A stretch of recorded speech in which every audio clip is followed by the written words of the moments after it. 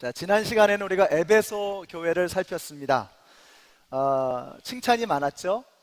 에베소 교회는 땀을 흘리는 교회, 또 인내할 줄 아는 교회, 그리고 진리 위에 바로 서 있는 교회라고 했습니다. 근데 한 가지 책망받을 것이 있었습니다. 그것은 그들이 첫사랑을 잃어버렸다는 것입니다. 이것은 오늘날 우리들을 향한 질책이기도 합니다. 우리도 첫사랑을 회복해야 합니다. 예배 가운데서 하나님을 만나는 은혜를 경험해야 합니다. 어제 또 우리 교회에서 청소하는데 많은 분들이 열심히 땀을 흘리면서 수고하셨습니다. 그런 생각이 들었습니다. 이분들이 교회를 사랑하니까, 주님 사랑하니까 주님의 몸된 교회를 위해서 이렇게 땀을 흘리시는구나. 근데 한편으로 또 그렇게 주님의 몸된 교회를 위해서 땀을 흘리다 보면 주님을 향한 사랑이 더 뜨거워지는 것을 느끼게 됩니다. 그래서 아마 그런 생각이 들어요. 오늘 이렇게 어제 청소하신 땀 흘리신 분들이 나와서 교회를 보실 때 그 전에 하고 좀 느낌이 다르셨을 거다라는 생각이 듭니다. 이렇게 의자도 다 닦으시고 저기 의자 이렇게 때 생긴 거 그냥 수십 년 동안 쩔었던 때 다 벗겨내고 열심히 이렇게 하셨습니다. 교회를 보는 눈이 달라지는 거죠. 우리가 주님을 위해서 땀을 흘리고 섬길 때 하나님을 향한 우리의 마음이 더 뜨거워지는 것 같습니다. 여러분, 첫사랑을 회복하기를 원하세요? 그러면 주님을 위해서 땀 흘리십시오. 한번 기회가 더 있습니다. 돌아오는 토요일에 우리 한 번 더 합니다. 그러니까 여러분 많이 오셔서 이제는 바깥에 청소를 좀 깨끗하게 하려고 그래요. 오셔서 주님의 몸된 교회를 함께 섬기시는 여러분이 되었으면 좋겠습니다. 자, 오늘은 이제 두 번째 교회인데요, 서머나 교회입니다. 이 서머나는 에베소의 북쪽으로 약 40마일 정도 올라가면 있는 항구 도시였습니다. 아주 천혜의 항구 도시입니다. 그 항구가 얼마나 편리하고 또 안전하게 잘 지어졌는지, 그 항구를 통해서 상업과 무역이 굉장히 발달했던 그런 도시입니다. 그래서 참 아름답고 그리고 아주 큰 저택, 아름다운 건물들이 많이 있었다고 합니다. 그래서 서머나 교회의 별명이 뭐냐면 소아시아의 보물, 소아시아의 자존심, 소아시아의 자랑, 꽃, 이런 표현들이 이 서머나 교회에 붙여졌다고 합니다. 그래서 우리 이웃에 있는 에베소와도 쌍벽을 이루는 도시가 바로 서머나였습니다. 여러분, 지난주에 나눠드린 녹색 종이 가지고 계시죠? 여기 보면 에베소 교회가 있고 서머나 교회가 나오죠. 에베소가 있고 서머나가 나오죠. 이 두 도시가 서로 경쟁 관계에 있었습니다. 특별히 서머나가 유명했던 것은 로마에 대한 특별한 충성심 때문이었습니다. 주전 195년에 로마의 여신을 숭배하는 그 어마어마한 성전을 짓는 이 프로젝트가 떨어졌습니다. 그래서 여러 도시에서 자기 도시에 그 로마 여신의 신전을 짓는 이 프로젝트를 따내기 위해서 아주 열심히 노력을 했습니다. 물론 소아시아에서도 이 서머나 교회가 그리고 에베소 교회가 서로 경쟁을 했습니다. 근데 결국은 교회가 아니라 서머나죠. 이 서머나와 에베소가 서로 경쟁을 했습니다. 결국은 서머나가 이 로마의 여신을 짓는 프로젝트를 따내게 되었습니다. 자, 그것으로 인해서 어떤 결과가 오게 되었을까요? 로마 중앙정부에서 서머나에 대한 지원이 굉장히 많아지게 된 겁니다. 그렇잖아도 항구가 좋아서 무역과 상업이 발달해서 큰 부를 쌓았던 도시가 서머나인데, 거기에다가 중앙정부의 지원까지 막대하게 쏟아지니까 서머나라고 하는 도시는 굉장히 부유하고 윤택하고 풍요하고 그리고 화려한 삶을 누리는 그런 도시가 되었던 것입니다. 자, 그런데 이것이 서머나 교회를 이해하는 데 굉장히 중요합니다. 이렇게 서머나가 화려하고 부와 또 어떤 로마의 보호를 받는 그러한 도시임과 동시에 그 서머나 안에서 신앙생활하는 서머나 교회는 그것만큼 어려움을 겪을 수밖에 없었습니다. 그래서 서머나 교회의 성도들이 겪었던 그 어려움이 무엇인가? 오늘 본문에 9절에 보니까 이렇게 말씀합니다. 나는 내가 당한 환난과 궁핍을 알고 있다.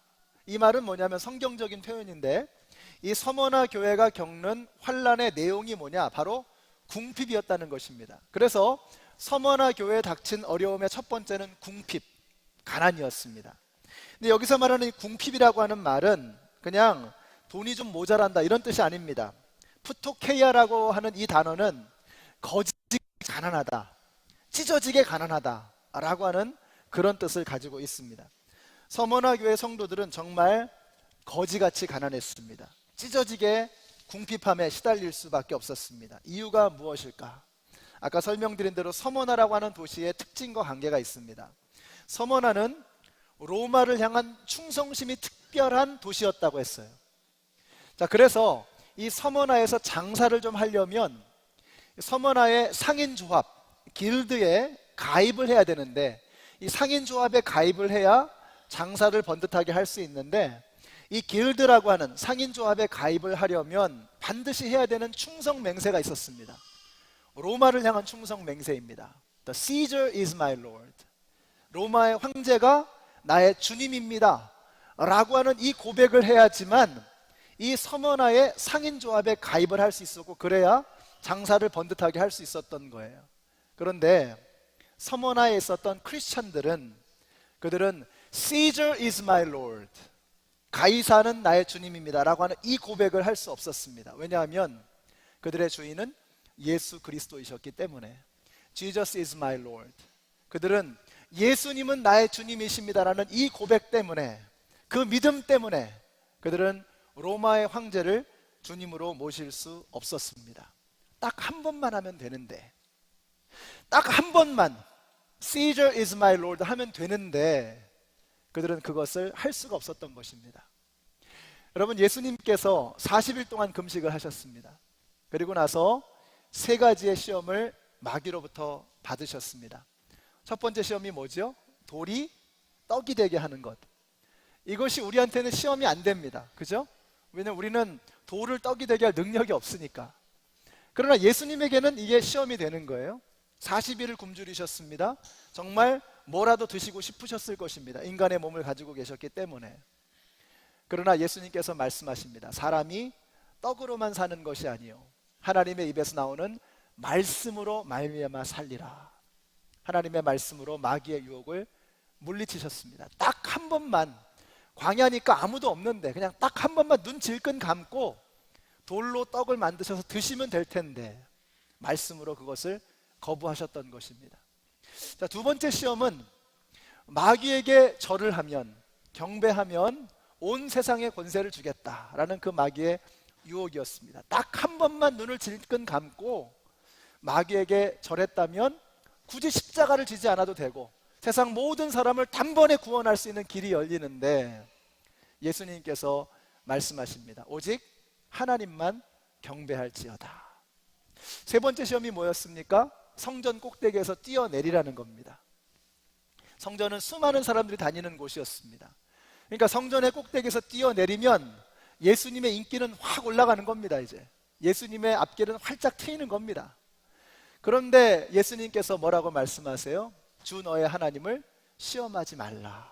말씀으로 물리치시는 거예요. 이 세 가지 시험의 공통점이 뭡니까? 딱 한 번만, 딱 한 번만 절하면 돼요. 딱 한 번만 돌로 떡을 만들면 되고 딱 한 번만 뛰어내리면 끝나는 겁니다. 근데 예수님은 그 딱 한 번을 거절하셨던 거예요. 서머나 교회 성도들이 예수님에게 그걸 배운 겁니다. 딱 한 번. 여러분, 죄는 그런 것입니다. 죄는 우리가 딱 한 번만이라고 우리를 유혹합니다. 근데 그 딱 한 번을 죄를 저지르게 될 때 마치 그 소의 콧두레를 꿰서 그렇게 질질 끌고 다니는 것처럼 우리가 그 딱 한 번의 죄를 범하면 죄는 우리를 질질 끌고 다니는 것입니다. 서머나 교회 성도들은 그 마귀의 유혹을 이겨냈습니다. Caesar is my Lord. 딱 한 번만 외치면 되는데, 눈 질끈 감고 그냥 딱 그 한 번만 외치면 되는데, 그것을 외칠 수 없어서 그들은 찢어지게 가난한 그 가난의 길을 걸어갔던 것입니다. 거지같이 가난한 그 삶을 그들은 선택했던 것입니다. 우리 여기 계신 모든 성도님들, 우리가 예수님을 믿고 살아가는 길이 그렇게 쉬운 길이 아닙니다. 우리가 정말 바르게 믿음 생활을 해나간다고 하는 것은 그렇게 쉬운 길이 아닙니다. 그 딱 한 번의 유혹을 이겨내야 하는 것입니다. 우리가 조금만 편법을 쓰고 조금만 불법을 저지르고 조금만 거짓말을 하고 조금만 사기치면 지금보다 훨씬 더 많은 돈을 가지고 살아갈 수도 있을지 모르겠습니다. 그러나 우리 그리스도인의 길은, 우리 믿는 사람의 길은 그 길을 선택할 수 없는 것입니다. 왜냐하면 예수 그리스도가 우리의 주님이시기 때문입니다. 저는 여러분이 예수님이 보실 때 부유한 사람들이 되시기를 바랍니다. 그래서 오늘 서머나 교회 성도들 향해서 예수님께서 하시는 말씀이 있습니다. 9절을 보세요. 그런데 사실은 너희가 부유하다. 이게 말이 안 되는 겁니다. 지금 궁핍하다고 했습니다. 찢어지게 가난하다고 했어요. 거지같이 가난하다고 했어요. 근데 예수님이 보시니까 사실은 너희가 부유하다. 실상은 너희가 부유한 자로다 라고 말씀하고 있습니다. 여기 계신 모든 성도님들이 세상 사람들이 볼 때 부자가 아니라 예수님이 보실 때 부유한 사람들이 되시기를 우리 예수님의 이름으로 축원합니다. 예수님이 보실 때 부유한 사람, 예수님이 보실 때 행복한 사람, 이 사람이 진정으로 부유한 사람, 진정으로 행복한 사람이 되는 것입니다. 제가 대학교 다닐 때 과외를 한 적이 있습니다. 그 과외를 가르치는데 그 과외하는 집에 처음으로 갔는데 그 당시 1990년대니까 아직까지 벤츠라고 하는 게 거의 길거리에서 보기 힘든, 야 저기 벤츠 지나간다 이러면서 봤던 그런 때입니다. 근데 제가 이제 첫날 과외를 하러 가는데 그 집에 까만 벤츠가 있는 거예요. 그리고 이제 운전기사 아저씨가 깨끗하게 청소를 하고 이제 광을 내는 그런 장면을 제가 봤습니다. 집에 들어가니까 의리의리한 거예요. 제 마음속에 드는 생각이 있었습니다. 야 진짜 잘 사네, 진짜 잘 사네. 그런 걸 본 적이 없으니까 정말 잘 사네. 근데 그게 잘못된 생각이었다고 하는 것을 나중에야 예수님을 제대로 만나고 깨닫습니다. 여러분 정말 잘 사는 것은요 그런 게 아닙니다. 뭐 벤츠를 타고 무슨 의리의리한 집에 살고 이것이 정말로 잘 사는 게 아닙니다. 잘 사는 게 무엇입니까? 하나님께서 우리를 지으신 그 목적을 이루어가며 사는 것, 그것이 정말로 잘 사는 것입니다. 마이크를 만든 목적이 있죠. 마이크가 잘 사는 게 뭐냐? 마이크를 만든 그 목적을 이루며 살아가는 것이 마이크로서 가장 가치 있는 그런 삶입니다. 우리 인생도 마찬가지입니다. 하나님께서 인생을 왜 지었는가? 그 인생을 지으신 목적을 발견하고 그것을 위해서 살아가게 될 때 우리는 다 이루었다라고 말할 수 있고, 우리는 행복하다라고 말할 수 있고, 우리는 부유하다라고 말할 수 있는 것입니다. 인간을 왜 지으셨어요? 이 백성은 내가 나를 위하여 지었나니 나의 찬송을 부르게 하려 함이라. 하나님께서는 우리를 하나님을 높여드리고 영화롭게 하고 예배하고 찬양하도록 우리를 지으신 줄로 믿습니다. 하나님과 우리가 교제하고 사귀고 만나도록 우리를 지으신 거예요. 그런데 그 하나님과의 교제, 하나님을 예배하고 경배하고 찬양하는 그것을 가로막는 모든 것들은 다 장애물이고 불필요한 것에 지나지 않는 것입니다. 내가 돈을 너무 많이 벌어서 이제는 하나님이 필요 없어요. 그렇다면 그것은, 그 재물은 재앙인 것입니다. 내가 너무너무 잘 나가고 잘나서 하나님이 아무런 필요가 없어요. 그렇다면 그 건강과 그 잘난 것은, 그 탁월함은 내 인생의 재앙이 되는 것입니다. 여러분에게 주신 그 은사, 여러분에게 주신 그 선물, 그 모든 것들이 하나님을 더 높여드리고 하나님을 더 예배하고 하나님을 더 의지하게 하는 축복의 도구가 되시기를 예수님의 이름으로 축원합니다. 정말로 잘 사는 게 뭐냐? 더 많이 가지고 더 좋은 차, 더 좋은 집, 더 잘난 것, 뭐 더 멋있는 옷, 뭐 명품 가방, 이런 것이 우리가 부자가 되는 길이 아니라는 거예요. 정말 부자가 뭐냐? 우리를 지으신 인생의 목적을 발견하고 그것을 위해서 살아갈 때 그 사람이 진정으로 부유한 것입니다. 그래서 3장 7절에서 이렇게 말씀하세요. 우리 3장 7절 말씀 17절 볼까요? 3장 17절 보세요. 너는 풍족하여 부족한 것이 조금도 없다고 하지만 실상 너는 내가 비참하고 불쌍하고 가난하고 눈이 멀고 벗은 것을 알지 못한다. 누구에게 하신 말씀이에요? 라오디게아 교회에게 하신 말씀입니다. 라오디게아 교회는 큰 교회였습니다. 사람들이 몰려드는 교회였습니다. 재정이 넉넉했습니다. 그래서 사람들이 하나님이 필요하지 않은 거예요. 근데 예수님께서 말씀하십니다. 실상 저들이 찢어지게 가난한 사람들이라는 거예요. 바로 저들이 거지같이 가난한 사람들이라는 거예요. 너희가 아무것도 가진 게 없고 세상 사람들이 볼 때 가난하지만 사실은 너희가 부자야 라고 말씀하고 있는 것입니다. 저는 여러분들이 진정한 부자들이 되시기를 바랍니다. 정말 하나님이 보실 때 부유한 여러분들이 되시기를 예수님의 이름으로 축복합니다. 여러분, 주님은 모든 만물의 주인이신 것을 믿으세요? 천지 만물의 주관자이심을 믿으십니까? 그분이 우리의 아버지인 걸 믿으세요? 그러면 이미 우리는 부자인 것을 믿으시기 바랍니다. 그러니까 부유한 사람들, 부자들은요, 이 자신감이 있잖아요. 여러분, 그 자신감, 이렇게 어떻게 보면 거만하게 보이기도 하고, 우리가 좀 그런 게 있어야 됩니다. 이 디그니티가 있어야죠. 위엄이 있어야죠. 권위가 있어야죠. 자신감이 있어야죠. 예수 믿는 사람들이 돈 좀 있는 사람들 부러워하고, 뭐 가진 거 있는 사람들 부러워하고, 스펙 쌓은 사람들 부러워하고, 이건 예수 믿는 사람들의 자존심이 아닙니다. 우리의 자존심은 모든 만물이 되시는 예수 그리스도, 그 예수 그리스도를 통해서 하나님 아버지가 우리의 아버지가 되셨다는 이 사실, 이것이 우리의 부유함의 근거인 것을 믿으시기 바랍니다. 그래서 여러분들이 좀 자신감을 회복하게 되시기를 바라요. 주눅들지 말고, 뭐 좀 없다고, 가진 게 모자란다고 주눅들지 말고, 그것 때문에 일희일비하지 말고, 하나님이 우리의 아버지시니까, 모든 만물의 주인 되시는 하나님께서 우리의 아버지시니까 그것으로 인해서 당당하시고 또 자신감을 가지시고 기쁨으로 살아가시는 여러분 모두가 되시기를 예수님의 이름으로 축원합니다.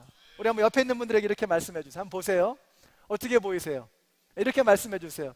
참 거만해 보이십니다. 네, 자신감을 회복하십시오. 이렇게 말씀해 주세요. 여러분이 진정한 부자이십니다. 예, 그런 자신감이 있어야죠. 예수 믿는 사람들이. 서머나 교회 성도들은요, 그런 자신감이 있었던 거예요. 찢어지게 가난한데 피눈물이 나는 겁니다. 여러분, 피눈물이 언제 납니까? 부모가 자식 먹일 음식이 없을 때 부모의 눈에서 피눈물이 나는 겁니다. 서머나 교회의 성도들이 흘렸을 그 피눈물. 그렇지만 그들은 포기하지 않았습니다. 그들은 꺾어지지 않았습니다. 그 핍박을, 그 가난을, 그 궁핍을 그들은 예수 그리스도의 이름으로 이겨냈던 것입니다. 그 예수님 칭찬하시는 거예요. 너희가 실상은 부유한 자로다. 예수님이 부유하다고 하실 때 모든 만물을 다 붙들고 계시는 그분이 부자라고 말하시면 정말로 부자인 거예요. 진정한 부자가 되시는 여러분 모두가 되시기를 예수님의 이름으로 축원합니다. 진정한 부자는 잘 쓸 줄 아는 사람입니다. 많이 가진 사람이 아니라 많이 쓸 수 있는 사람이에요. 돈은 많은데 찢어지게 가난한 사람이 있습니다. 쓸 줄을 모르는 거예요. 근데 더 중요한 것이 있습니다. 진정한 부자는 어떤 사람이냐? 영원한 가치를 소유한 사람입니다. 우리가 우리의 손으로 붙들고 있는 것 불원 장래에 다 없어질 것입니다. 오늘 우리 박성원 권사님 오늘 천국 환송 예배가 있습니다. 우리 권사님 남겨두신 것 아무것도 없습니다. 그러나 저는 권사님 참 부유하게 사셨다라고 생각합니다. 손에 남겨진 것이 아무것도 없지만 그분의 평생의 삶에 쌓으셨던 그 모든 아름다운 것들, 그것이 하나님 나라에서 보석처럼 빛나는 것입니다. 여러분, 정말 내 것이 무엇입니까? 죽음 넘어까지도 들고 갈 수 있는 것, 가져갈 수 있는 것, 이게 진짜 내 겁니다. 그러니까 죽음 넘어까지도 들고 갈 수 있는 거죠. 여러분의 은행 어카운트에 있는 돈, 여러분의 자산, 여러분의 차, 여러분의 집, 여러분의 명예, 성공, 이게 여러분의 것입니까? 그게 내 것이 될 수 없는 이유는 우리가 불원 장래에 언젠가 코끝에서 호흡이 멈추고 우리의 심장이 멈추고 끝날 그날이 있습니다. 그 끝나는 그날에 그것은 나와 아무런 상관이 없는 것이에요. 그러한 것을 아무리 쌓아놓았다고 한들 우리는 진정한 부자가 될 수 없는 것입니다. 여러분이 들고 있는 것이 여러분을 부자 만드는 것이 아니고 여러분 안에 차곡차곡 쌓이는 그것이 여러분을 부유하게 만드는 것입니다. 그런 이야기를 들었습니다. 한국에서 사업을 하다가 망한 가정의 이야기입니다. 그런데 남편은 병이 나서 몸져 누웠습니다. 사업에 실패를 하고 자식들은 아직 어립니다. 그래서 그 아내 되시는 분께서 버스 운전을 하는 거예요. 여자의 몸으로. 얼마나 힘든 일이겠습니까? 한 달에 한 번 쉬는 거예요. 한 달에 한 번. 일이 끝나고 나서 밤늦게 집으로 돌아갈 때가 되면 이렇게 그 골목길에서 이렇게 따뜻하게 이렇게 불빛이 비치더래요. 어떤 집에 가니까 항상 그 불빛이 따뜻하게 비치는 그 집이 있는 거예요. 근데 그 집을 지날 때마다 그 집에서 흘러나오는 웃음소리를 들을 때마다 가슴이 찢어지는 겁니다. 너무너무 가슴이 아픈 거예요. 우리의 가정이 망가진 것을 생각하면 너무 마음이 아픈 거예요. 이분이 가진 게 아무것도 없으니까 다 빚을 갚아야 하고 자식들을 먹여 살려야 하니까 가진 것이라고는 몸 안에 흐르는 피밖에는 없어서 한 달에 한 번씩 쉬는 날에 가서 헌혈을 하는 겁니다. 근데 어떤 헌혈이냐면 혈소판 헌혈이라 그래요. 이게 뭐냐면은 그냥 피를 그냥 뽑는 게 아니라 뽑아가지고 혈소판을 꺼낸 다음에 다시 피를 몸으로 집어넣는 거라 그래요. 이것은 한 달에 2번 정도까지 할 수 있다고 합니다. 한 달에 한 번 쉬는 그날에 가서 내 가진 것은 내 몸에 흐르는 피밖에는 없다고 생각을 하고 그 혈소판 헌혈을 하는 거예요. 나중에 어떻게 전세를 마련했습니다. 그리고 이제 집에서 이렇게 지내는데 그때 이제 이런 마음이 들더래요. 우리 집에서 키는 불을 하나 켜는 것조차도 조심스러워지더라는 겁니다. 그 킨 불을 보고 누군가 마음이 찢어질까 봐 그 불 하나 켜는 것까지도 조심스러워지더라는 거예요. 여러분, 이 사람이 그런 고난, 그런 궁핍, 그런 실패를 겪지 않았다면 이렇게 남을 배려하고 누군가를 도와주려고 하는 이 마음, 이 인격, 그거 돈 주고 살 수 있는 것입니까? 여러분, 우리가 가지고 손에 들고 있는 것이 내 것이 아니라 내 인격 속에 예수님을 닮아가는 그 인격과 성품으로 차곡차곡 쌓아놓는 그것이 진짜 나의 것입니다. 여기 계신 모든 성도님들이 그렇게 예수님을 닮아가는, 예수님의 성품을 따라가는 그런 아름다운 인격을 갖게 되시기를 예수님의 이름으로 축원합니다. 그게 진짜 내 거예요. 그것이 정말 나를 보석처럼 빛나게 하는 것입니다. 그래서 때로는 예수님께서, 하나님께서 그것으로 인해서 우리를 고난 가운데도 두게 하시는 것입니다. 첫 번째는 가난이었고요. 두 번째로는 그들이 당하는 비방이었습니다. 비방. 9절 뒤에 보니까 또 자칭 유대 사람이라는 자들에게서 내가 비방을 당하고 있는 것도 나는 알고 있다. 그러나 사실 그들은 유대 사람이 아니라 사탄의 무리다. AD 70년경에 예루살렘이 완전히 멸망했습니다. 성전이 다 무너졌습니다. 그때 많은 유대인들이 전 세계로 뿔뿔이 흩어졌는데 그 가운데 많은 사람들이 서머나로 갔습니다. 그래서 서머나는 유대인들이 많이 사는 지역이었습니다. 유대인들이 자기들이 서바이브하는 방법이 뭐냐? 그리스도인들을 비방하는 거예요. 이 사람들을 밀고를 하고 당국에 고발을 해가지고 자신들의 종교적인 자유를 확보하는 겁니다. 그래서 유대인들이 그 누구보다도 그리스도인들을 못 살게 굴었던 것입니다. 그러나 그들이 누구입니까? 사실은 유대인들이 아니라 사실은 사탄의 무리라고 말씀하고 있는 것입니다. 이 모든 것이 다 사탄이 하는 짓이라는 겁니다. 그들의 비방, 그들의 밀고, 그들의 그 매서운 독한 말들, 그것이 바로 사탄의 짓이었다라고 말씀하고 있는 것입니다.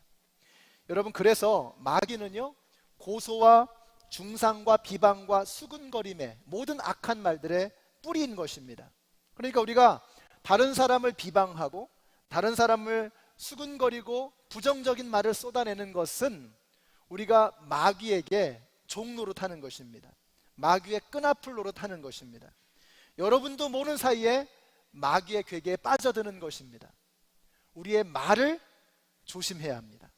참 이상하죠? 비방이나 험담은 사람들의 마음을 끌어당기는 힘이 있습니다. 그래서 험담을 듣는 것도 그렇고 험담을 하는 것도 그렇고 참 재미가 있습니다. 그래서 남을 칭찬하면서는 1시간도 견디기 어려운데 누군가를 비방하면 밤새는 줄 모르는 거예요. 그래서 잠언 26장 22절 보세요. 이렇게 말씀하세요. 성경의 말씀입니다. 남의 말하기를 좋아하는 자의 말은 별식과 같아서 뱃속 깊은 데로 내려가느니라. 아멘이십니까? 아멘 하기도 뭐하고 인정 안 할 수도 없고, 그렇게 남의 말 하는 게 참 재밌는 거예요. 근데 우리가 그렇게 하는 순간 어떻게 되는 거예요? 마귀에게 꼬이는 겁니다. 마귀의 끈아풀 놀이를 하는 거예요. 여기 계신 모든 성도님 말 조심하시기를 바라요. 특별히 이번에 장로가 되시고 안수 집사가 되신 우리 교회 일꾼들, 그만큼 직책이 무거워짐과 동시에 내 입에서 나오는 말의 무게, 내 입에서 나오는 말의 영향력은 더 커지는 것입니다. 그래서 말을 조심해야 돼요. 우리 목자님들, 목녀님들, 장로님들, 안수 집사님들, 권사님들, 이 말 한마디 한마디에 신중을 기해야 합니다. 이것이 과연 하나님이 주시는 말씀인가, 마귀가 주는 말인가를 생각해요. 그리고 말해야 되는 거예요. 지금까지는 생각나는 대로, 느껴지는 대로, 입에서 나오는 대로 말했습니다. 그러나 이제부터는, 이제 그리스도인이 되었다면 이제부터는 이것이 하나님이 주시는 말씀인가 마귀가 주는 말인가를 분별할 수 있어야 됩니다. 생각해야 합니다. 그렇게 하다 보면 어떻게 되죠? 말이 느려지죠. 타이밍을 놓치죠. 그럼 어떻게 될까요? 말수가 줄어드는 거예요. 말수가 줄어드는 거예요. 생각을 해야 돼요.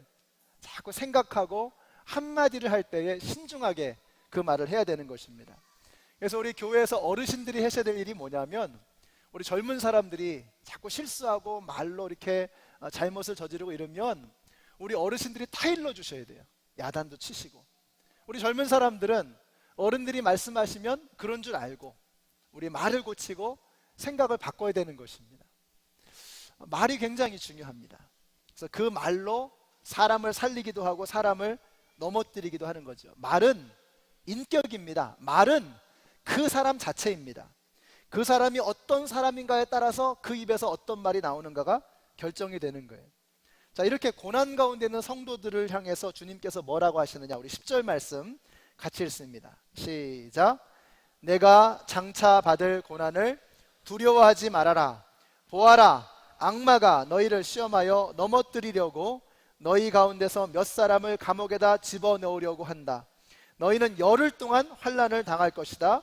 죽도록 충성하여라. 그리하면 내가 생명의 면류관을 너에게 주겠다. 아멘. 고난을 두려워하지 말라고 했습니다. 왜냐하면 그것은 악마가 시험하여 넘어뜨리려는 것이라고 말씀합니다. 뭡니까? 그래봤자 속임수라는 뜻입니다. 그러니까 속지 말라는 거예요. 안 속으면, 속임수는, 거짓말은 힘이 없어지는 거예요. 그죠? 거짓말이, 속임수가 무력해지는 방법이 뭡니까? 안 속으면 되는 거예요. 안 속으면 되는 거예요.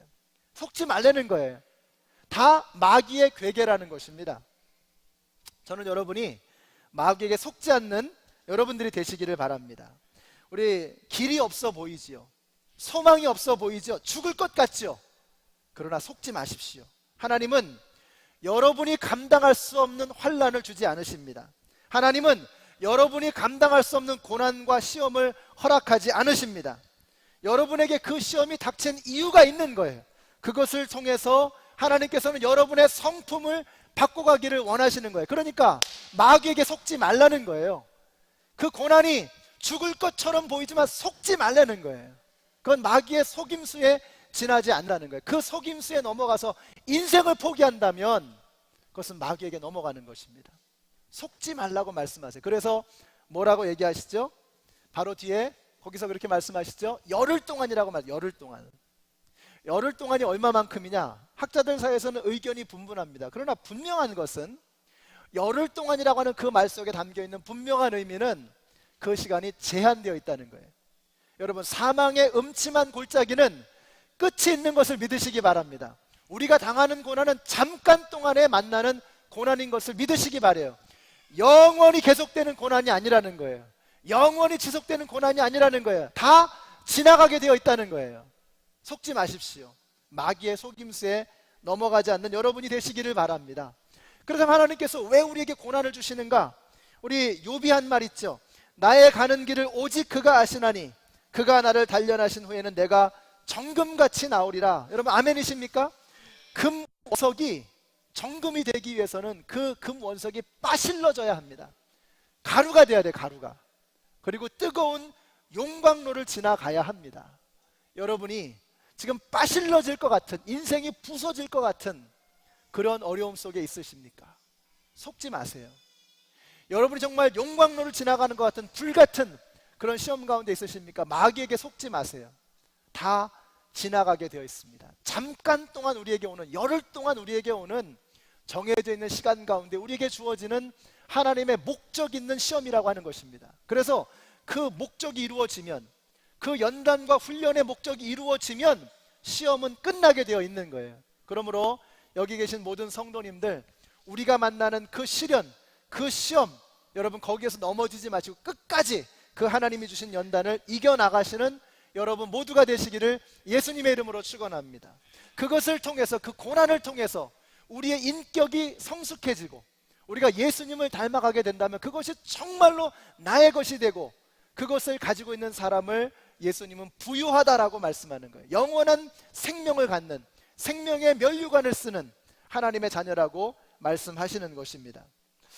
사랑하는 성도 여러분, 죽음을 두려워하는 것은 마귀에게 속는 것입니다. 우리 죽음을 두려워하지 마십시다. 그래봤자 죽는 겁니다.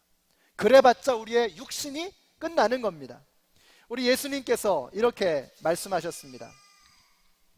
마태복음 10장 28절의 말씀이죠. 몸은 죽여도 영혼은 능히 죽이지 못하는 자들을 두려워하지 말고 오직 몸과 영혼을 능히 지옥에 멸하시는 자를 두려워하라, 이렇게 말씀하고 계세요. 그래봤자 우리 몸뚱아리입니다. 이 몸뚱아리는 언젠가 끝날 때가 있어요. 우리의 육신에 죽음을 주관하시는 분은 하나님이십니다. 마귀가 우리를 죽게 하는 게 아니에요. 우리의 생명은 하나님의 손에 있는 거예요. 속지 마세요. 마귀가 여러분을 죽음으로 위협한다고 할지라도 속지 마시기 바랍니다. 그러므로 우리가 정작 두려워해야 될 분은 우리의 목숨을 위협하는 세상의 권세나 마귀의 힘이 아니라 우리의 몸과 영혼을 지옥불에 멸하실 수 있는 하나님 한 분이신 것을 믿으시기 바랍니다. 하나님 한 분만 두려워하세요. 하나님을 두려워하는 사람은 세상이 두렵지 않습니다. 그러나 세상을 두려워하는 사람은 하나님 무서운 줄 모르는 거예요. 우리가 하나님만 두려워한다면, 여러분 세상에 무서울 것이 무엇입니까? 마귀가 우리를 죽음으로 핍박을 하고, 가난으로 핍박을 하고, 건강의 문제로 핍박을 하고 환난을 준다고 할지라도 여러분 두려울 것이 무엇입니까? 생명의 주인이 하나님이신데, 우리의 몸과 영혼을 지옥불에 멸하실 수 있는 유일한 권세자가 예수 그리스도이신데, 그분 이외에 두려워할 것이 세상에 무엇입니까? 죽음을 두려워하지 않는 여러분들이 되시기를 바랍니다. 이 사도 요한의 이 말씀이 서머나 교회에 도착했을 때쯤에서 폴리캅이라고 하는, 그러한 나중에 이제 서머나 교회 담임 목사가 되죠. 이분의 나이가 대략 한 10살 넘어서였을 것입니다. 그분이 이 말씀을 마음에 새기는 거예요. 하나님을 의지하고 두려워하지 말고 몸과 영혼을 지옥불에 멸하시는 그 하나님 한 분만을 두려워하여라 하는 이 말씀을 폴리캅이 어렸을 때 들은 것입니다. 이 폴리캅이라고 하는 분은 기독교회사에서 가장 유명한 순교자이십니다. 그는 서머나 교회의 교인이었습니다. 자, 이분이 이 편지를 받아들었을 때 그 편지에 이렇게 써 있죠. 죽음을 두려워하지 말아라.